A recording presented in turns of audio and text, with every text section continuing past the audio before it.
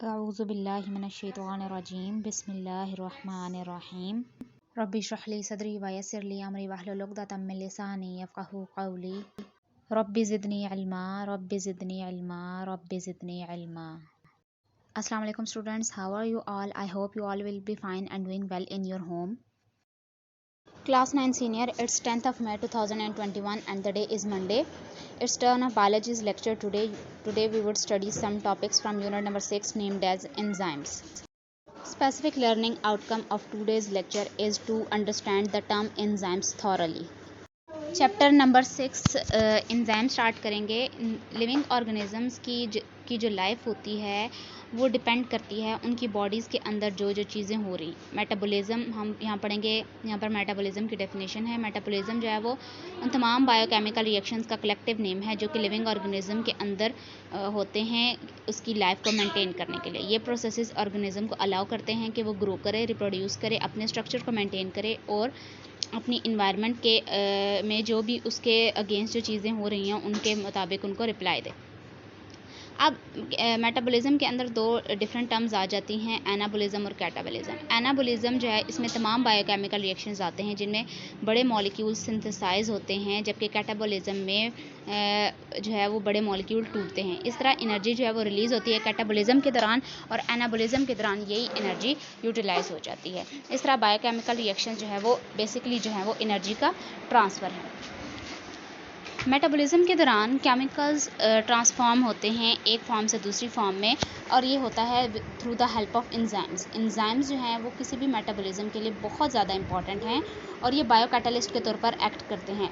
Catalyst एक ऐसी चीज़ होती है जो किसी भी रिएक्शन को स्पीड अप करवाती है और बायो कैटलिस्ट का मतलब है कि ये जो है वो लिविंग ऑर्गेनिजम्स के लिए कैटलिस्ट हैं और ये मेटाबॉलिक पाथवे को स्पीड अप करवाते हैं। एंजाइम्स जो हैं वो बेसिकली प्रोटीन होती हैं जो कैटेलाइज कराती हैं बायोकेमिकल रिएक्शन को और अपने रिएक्शन के दौरान ये चेंज नहीं होती। वो मॉलिक्यूल जिसके ऊपर एंजाइम एक्ट करता है उसको हम एंजाइम सबस्ट्रेट कहते हैं और फिर सबस्ट्रेट से जो चीज़ नहीं बनती है उसको हम प्रोडक्ट कहते हैं। तमाम केमिकल रिएक्शंस के लिए एक्टिवेशन एनर्जी की ज़रूरत होती है। ये वो मिनिमम एनर्जी है जो कि रिएक्शन को स्टार्ट कराने के लिए ज़रूरी है।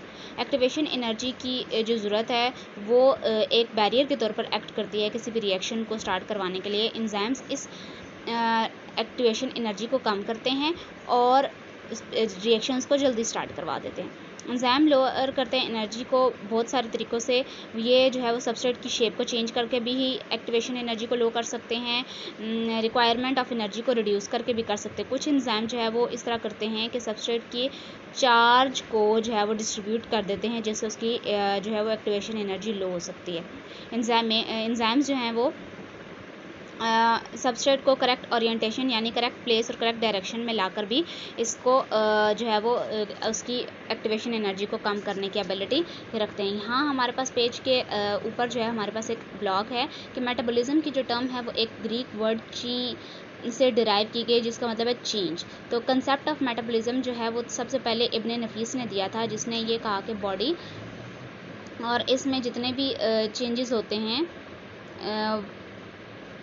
जो है वो मेटाबॉलिज्म के अंडर आते हैं। तो ये बॉडी और उसके पार्ट्स में हर वक्त चेंजेस होते रहते हैं।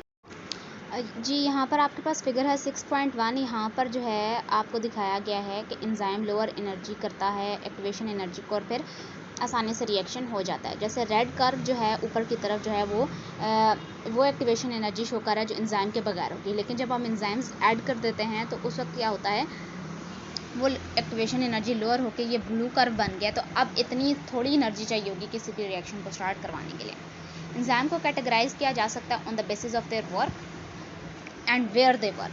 ठीक है, उसमें हमारे पास दो करैक्टरिस्टिक्स आ जाती हैं, intracellular enzymes and extra cellular enzymes.